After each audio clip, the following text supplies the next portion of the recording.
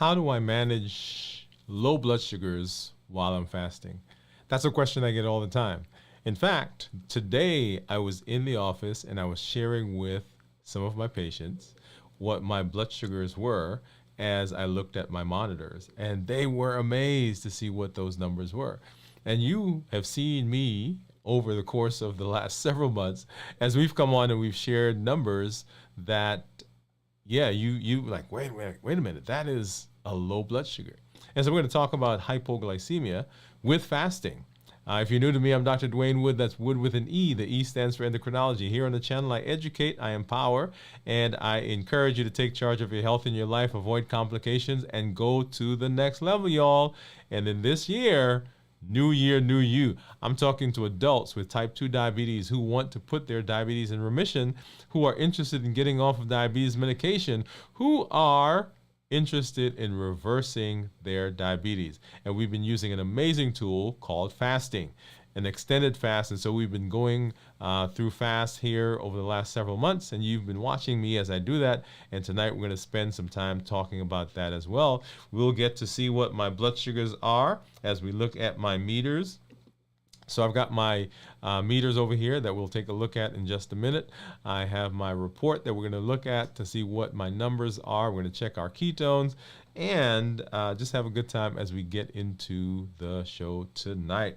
Glad that you are here. Thank you for stopping by and hanging out with me wherever you find yourselves, right? So morning, evening, afternoon, welcome to the show.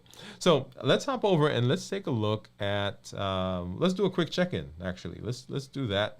As you know, that's what we've been doing over the course of the time as we come on to share with you what's been happening in my world during the fast, right? So we call that our check-in. And so the check-in, we talk about how I'm feeling physically, how I'm feeling mentally, and of course, how I'm feeling emotionally. And so first of all, physically.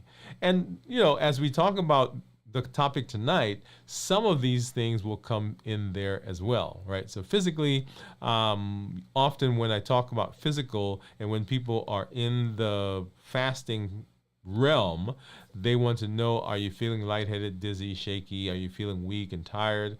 And I am not feeling weak and tired.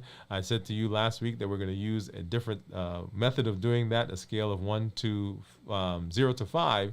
0 meaning I'm completely depleted, and we'll share those scales with you as we go through the course of the shows coming up. 0 meaning that I'm feeling, severely tired and weak, and 5 meaning I am on top of the world. And I am probably, if I have to, I don't if I have to, but I'm probably right now at a 3.5, maybe 4. Part of that is because it's been a long week so far, right? It's Wednesday, but we've had a lot of things going on over the course of this week. And so I am feeling tired, but I think that is part of what's been happening in terms of just life that's going on around me, the things that we did this weekend, and of course getting into the show or into the week. So physically feeling okay, probably a 3. I think if I didn't have those things, I'd probably be a 4 or 5. Okay, and then mentally, once again, 0 to 5. 0 meaning I'm completely can't think, and 5 meaning that I'm on top of the world. And I would have to say that this week I am, because of the fatigue, a little bit.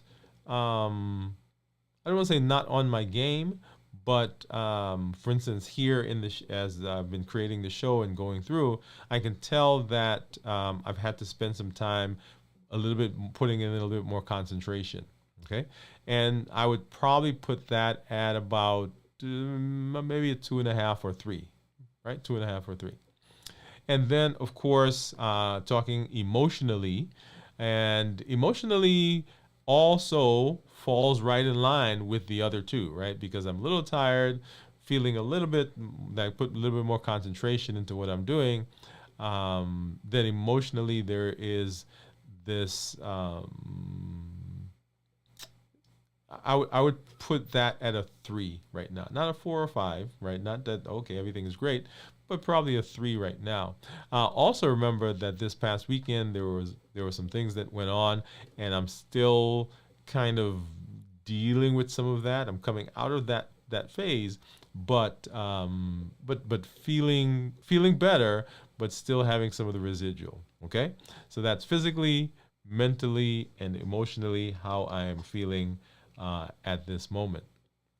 Yeah. So let's hop over, and I want to take a look at my monitors, my meters, my continuous monitor, so that we can see what those blood sugars are as we talk about, okay, where am I going to be? And in fact, some of this is going to come into play as we talk about our topic for tonight. So let me hop over, and right now this is my Libre, and the Libre is saying that my blood sugar is 64. If I hop over to my Dexcom, the Dexcom is saying 72, right? So 6, 7, so about 8-point difference between the two. Let's take a look and see what my actual monitors, my finger stick monitors, are showing right now. I have the Keto Mojo and the Contour. As you guys know, we do both. The Contour, the Keto Mojo. The Contour just gives me a blood sugar. The Keto Mojo gives me both a blood sugar and ketones. So let's go ahead and grab a test strip, and we'll get that into the Contour. And I'll move this out of the way. So we'll get that into the Keto Mojo. And then, of course, we've got to get a drop of blood. So let's go ahead and do that. And as you know, I just usually use just the Lancet. I don't use the Lansing device. But let me do this one first. And we'll have to get 3 drops of blood because we need 2 for the Keto Mojo, because we'll need to also get a drop of blood for the ketone. So while that's running, I'm going to go ahead and milk another drop here.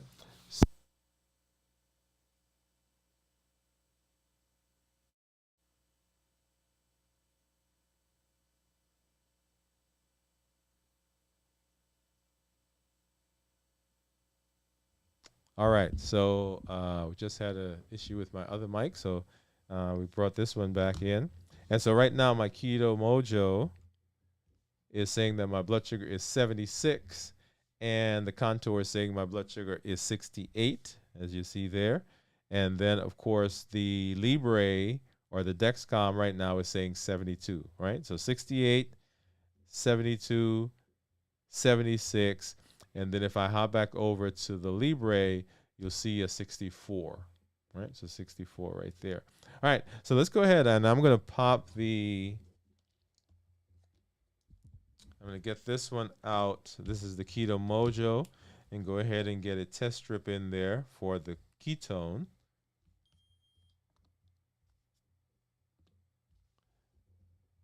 And get a drop of blood there. Let that one start running, and of course, as I always do, I kind of don't show you guys what that looks like right now until we have a little discussion. So let's go ahead and let's have our discussion now, and you know what we're talking about. Tonight we're talking about hypoglycemia and hypoglycemia during fasting. So the first question is, what is hypoglycemia? Okay, so hypoglycemia is officially a blood sugar that is less than 70 milligrams per deciliter. So blood sugars here in the United States are 70 milligrams per deciliter, or in milligrams per deciliter. In other parts of the country, they use a different scale. And you'll see actually on my Keto Mojo, when we look at the ketones, there's a formula that we use to kind of calculate that. So typically what will happen is in other countries, they'll get a blood sugar number of like 5 or 7 or 10. And you have to multiply that by 18 to get what the actual number is. So for instance, if it's 10 and you multiply that by 18, that becomes a blood sugar of 180. If it's 7 and you multiply that through, then you get a blood sugar of 70. So not 70. If it's 7 times 18, whatever 7 times 18 turns out to be, right? All right. So so that's how blood sugar of less than 70 is what hypoglycemia is. And then, why does hypoglycemia happen? Well, hypoglycemia can happen for lots of different reasons. In the case of fasting, hypoglycemia, blood sugars less than 70, occur as the body is using up the glycogen stores, right? So glycogen stores are getting depleted, as you know, at about that 18 to 24-hour period. The body's using up all those glucose, all the glucose, and it's tapping into glycogen, and glycogen is beginning to become depleted. By 24 to 26 hours, that glycogen is pretty much depleted. And so you can see a blood sugar on your monitor of something that's less than 70, as you guys have been seeing. Also, increased demands. So if you are starting to fast, right, so you're in the initial phases of fasting, you've eaten, and during that first 8 to 10 to 12 hours, when the body still is using up sugar and you are not yet depleted the glycogen and you've not switched over yet to ketones, then those blood sugars are low because you are using up the sugar, using up the energy due to activity, right? So increased activity.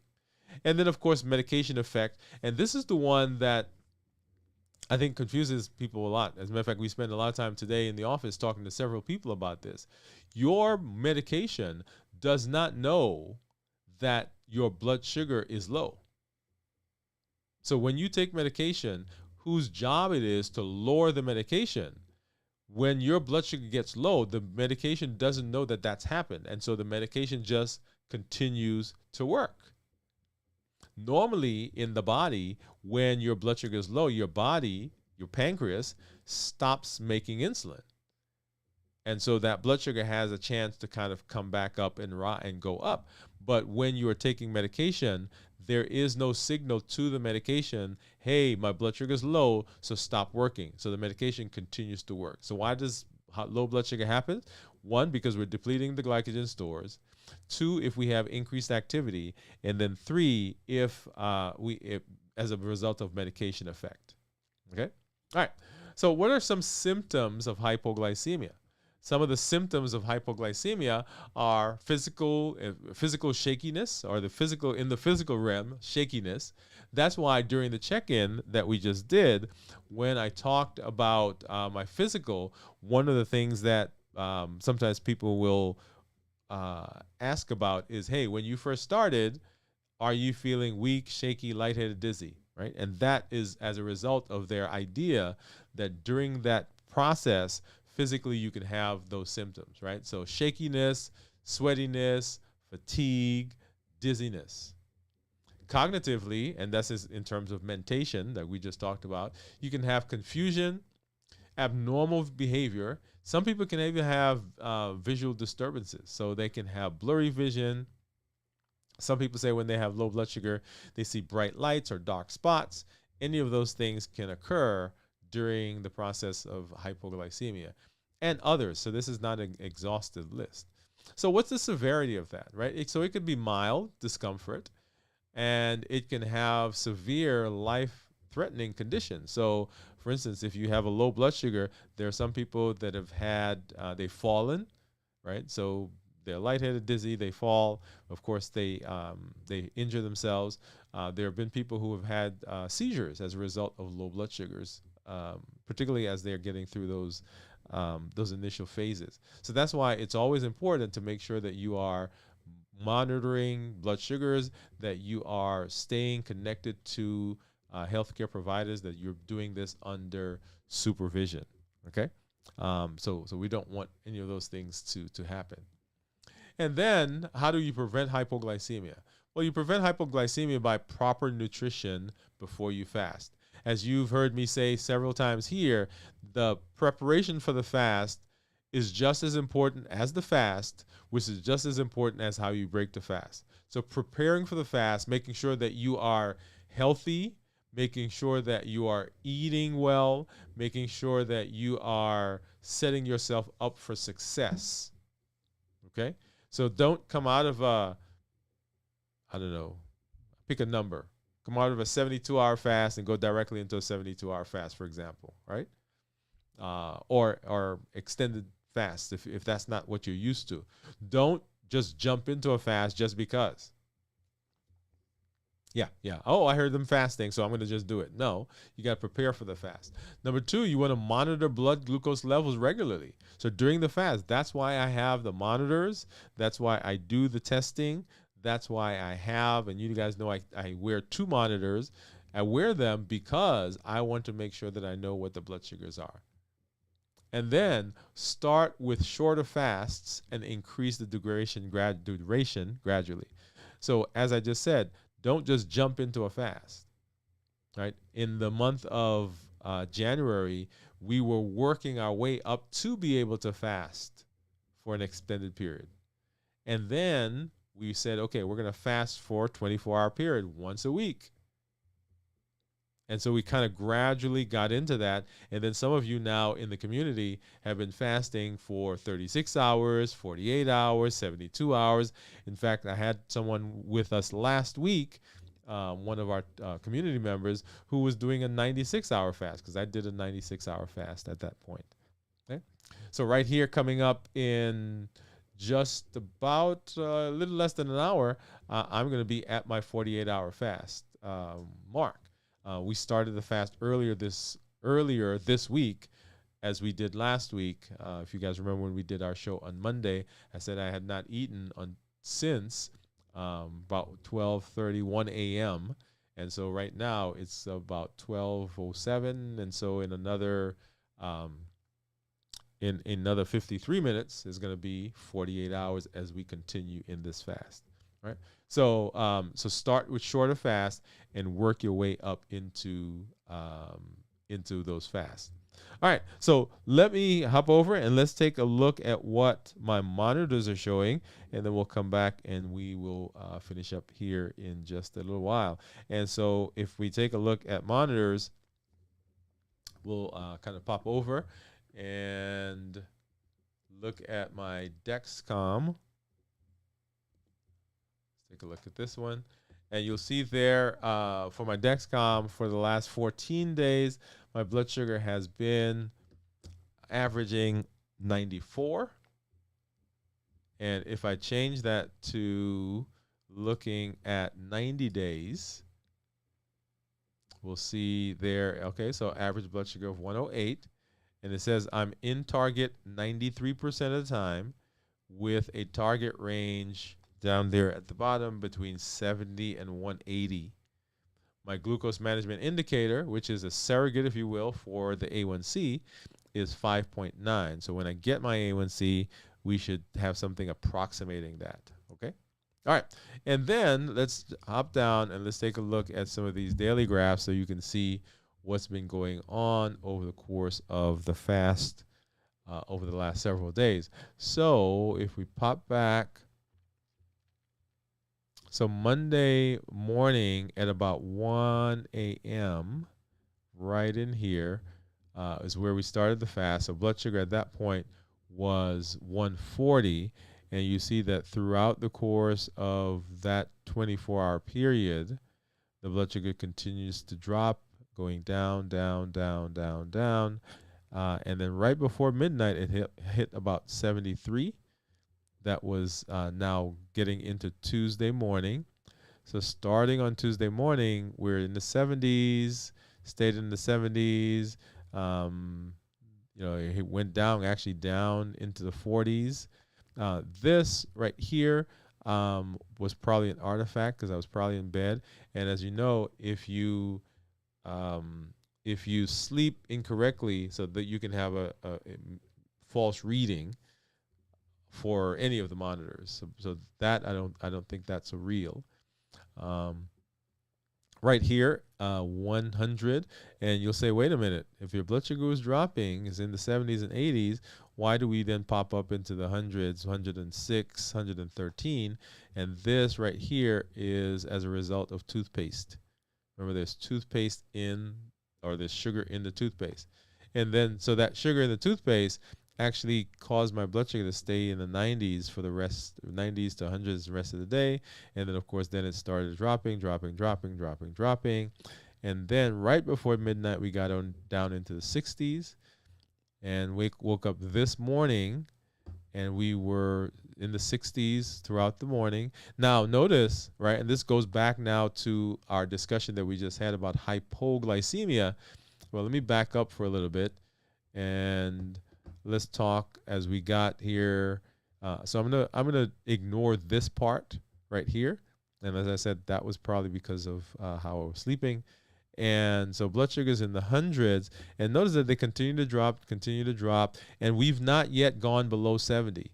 So a lot of times we'll have someone come to me and they say, hey, my blood sugar was low. I say, what was it? They say 74. They'll say 71, 72. Well, that is not a low blood sugar, right? A low blood sugar is a blood sugar below 70.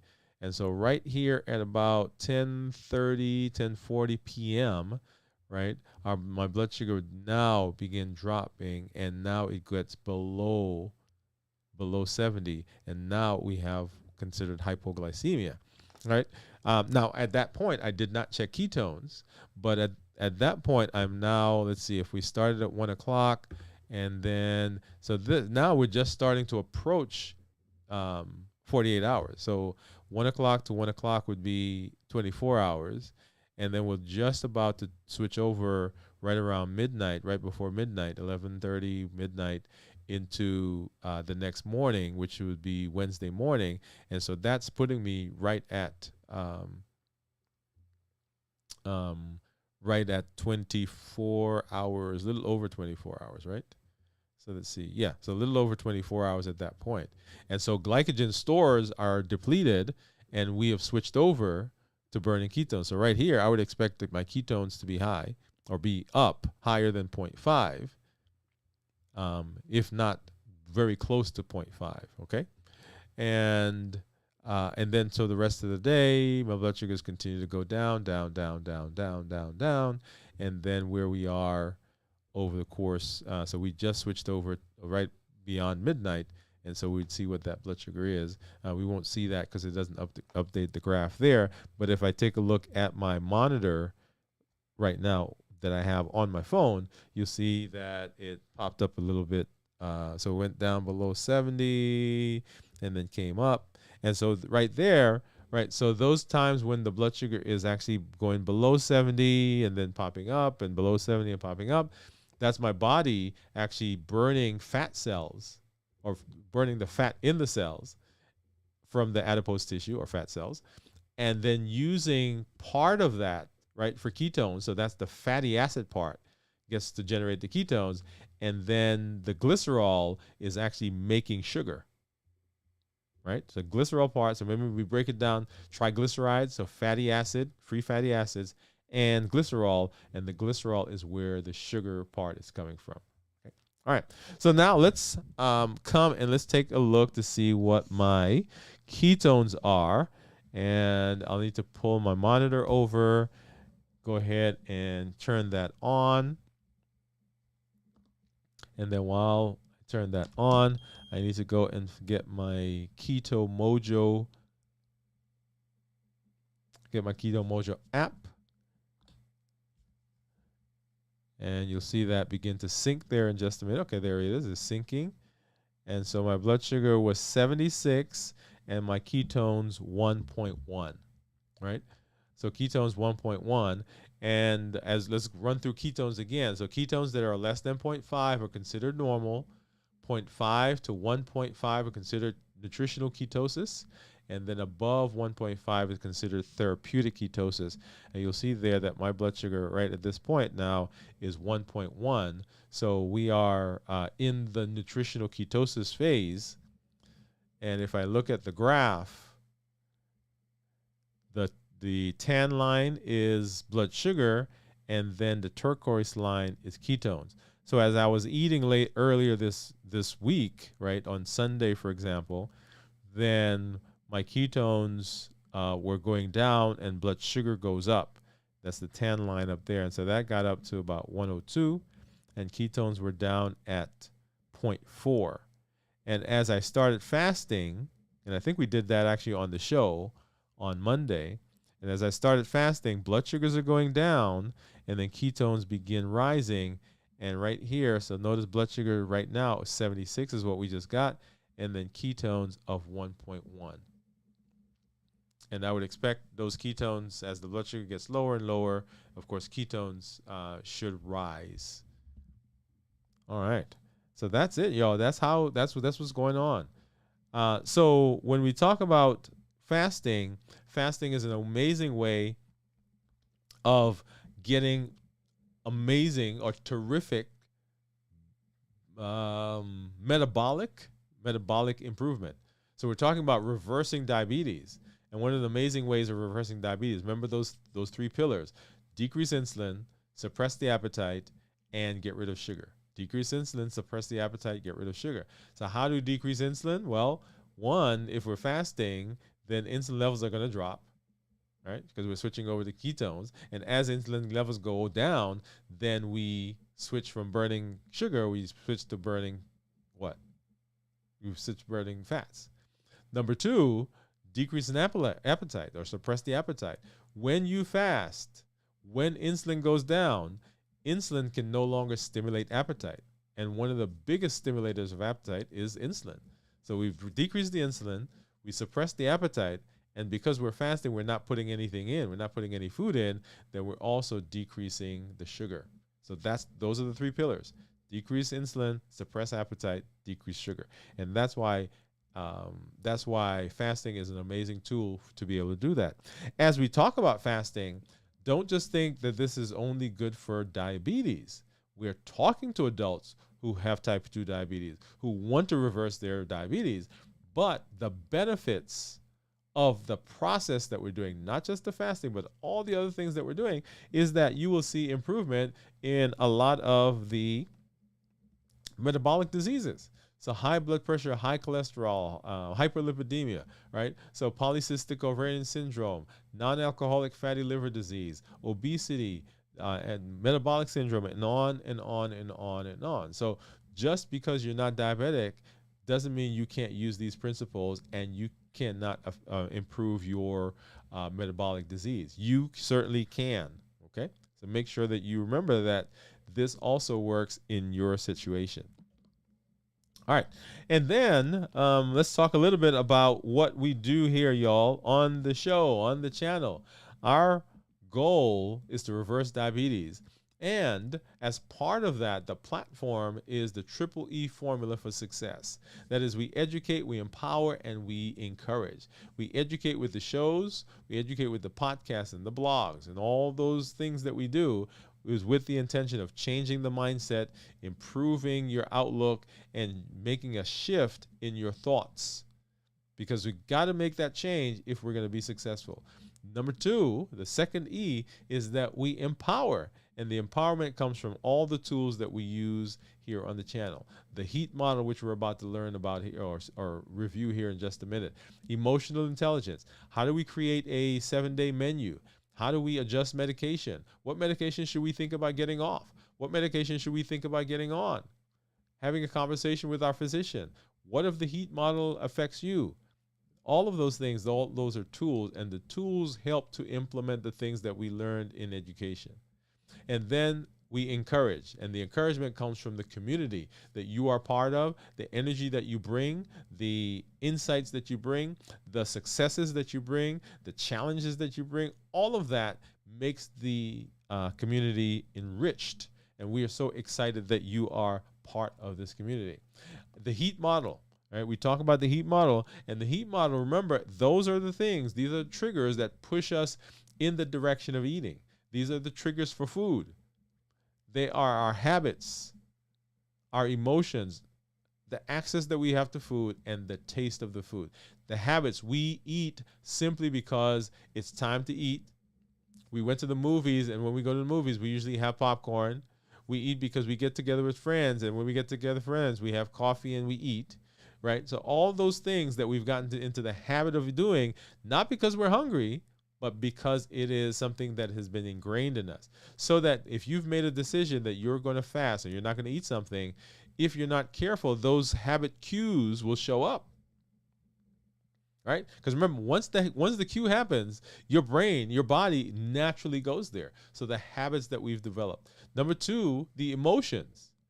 When we're happy, when we're sad, when we're lonely, when we're tired, when we're bored, when we're frustrated, when we're depressed, all of those emotions will push us through the decisions that we've made. And so our goal is not to get to the point where we have to deal with that emotion in an unhealthy way. Is to put in place practices and behaviors that help us to deal with emotions in a healthy way. And then we eat because of access, just because it's there. It's on the table. It's in the pantry. It's on your coworker's desk. All of those reasons have nothing to do with food, but we eat because it's simply there. And then we eat because of taste. And remember, the taste, what happens is the taste reminds us of something. We're never chasing food, y'all. We're chasing always what the food does for us. This food calms us down.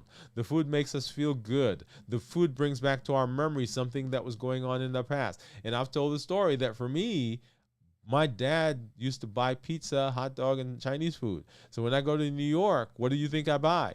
Yeah, pizza, hot dog, Chinese food, because it just brings me back to that connection that I had with him and that memory. So the heat model. And then our call to action, y'all. Don't just let this be something you hear. Join the challenges. The challenges are there. Over the course of the last several months, we've had one challenge. Each month we have a challenge. Number one, in January, hey, what's your why? Why are you doing the things that you're doing? Right? Because this is what's going to drive us. This is going to put the energy. This is going to put the support in our sails when we have challenges, when we may have gotten stuck. The why gives us that energy. Number two, we wanted you to begin fasting at least 24 hours once a week. 24 hours once a week. Work your way up. If you're at 10 hours right now, make it 11. If you're at 11, make it 12. If you're 12, make it 13, and so on until you can fast for one 24-hour period during the week, right? That's going to be an amazing tool that you have that you can use. And then, hey, in March, which of the heat models, which part of the heat model is the one that gets you? I'll tell you, for me, there are three of them. It is the emotion, the access, and the taste. That's what gets me. It's not so much the habit, right? Yours may be habit. Yours may be one of them. It may be the taste. Yours may be access. But I've got three of them. So I've got to be mindful of my emotions. I've got to make sure I don't have anything in here just because I have them. And then the taste that reminds me of different things, I'm going to be careful with that as well. In the month of April, it was to make a meal that fit these parameters. Something that was whole foods, minimize processed foods, no added sugars, starchy and non-starchy vegetables, something that had healthy fats and lean protein, tasty and appropriate portion sizes. All right, so those are the challenges that we have, and then we'll come back and we'll talk about the challenge for this month here in just a minute because it falls in line with our call to action. And then come on the show and share your story. When you tell your story, it encourages, it empowers, it helps support the other people that may be out here that are that think they might be by themselves. When they hear your story, they know they can be successful. And when they hear about places that you are having challenges that you can share, when we can come and support you, we know that we're not alone. There's nothing like feeling like you're by yourself. And when you share your story, that helps with that process. And then, y'all, invite someone to the show. Invite someone to watch the videos. Invite someone to go to the website, to listen to the podcast, to listen to the blog or read the blog. All of that is with the intention of getting our communities better. There are currently over 1 billion people on the planet that have diabetes or prediabetes. You can be the voice for change in your family, among your friends, in your community, on your job, all of those, at your church, in your doctor's office.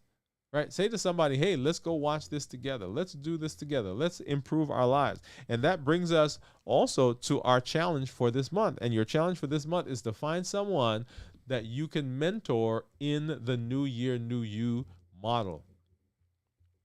Someone that's in your circle, someone that you've met, someone that is a family member, a friend, a coworker, someone that is out there who needs this information. Find them and bring them along with you as you move through the process. You've been doing this now for about 5 months. Yes, you can be a mentor to someone else. And this is not just to let them know, hey, this is what's going on, go watch it. This is that you are actively engaged, actively involved with getting someone on this path and helping them along the way. Checking in with them weekly, maybe daily, maybe every couple of days, so that you all are helping each other along the way, and then bring them to the community, bring them to the show, so that we can all have a part together and we can all support each other. Okay? So that, y'all, is our call to action. So make sure that you are engaged with the challenges, that you are sharing your story, and make sure that you are spending time inviting people to the show. Remember, as we move through New Year, New You, the new initiative that we talked about, that we introduced this past late last week, and then I talked again about this week, is a lot of people think that they can't do this. They cannot be healthy. They have tried so many things in the past and they have not been successful. They have read things, they have listened to people, they have joined groups, all of that, and it has not worked in the past. And I want to encourage you, what they say, try again. If at first you don't succeed, keep trying. I want to encourage you not to give up. Because as you work through the process, New Year, New You, as you are on the platform, the education, the empowerment, the encouragement that we do here on the channel, you have unlimited ability. I want to say that. That's the new initiative. I want you to begin thinking in unlimited terms. I want you to begin believing in unlimited terms. I want you to begin believing in unlimited advancement, unlimited potential, unlimited improvement, y'all. Because you can do it. When we educate, we empower, we encourage. What you've done in the past, that doesn't dictate what happens now or in the future. You may have tried something else in the past and it didn't work. Now you have the ability to move forward. People may have said to you, you can't do it. You can't reverse your diabetes. You can't get good blood sugars. You can't improve your metabolic health. They said that then, but you have unlimited potential.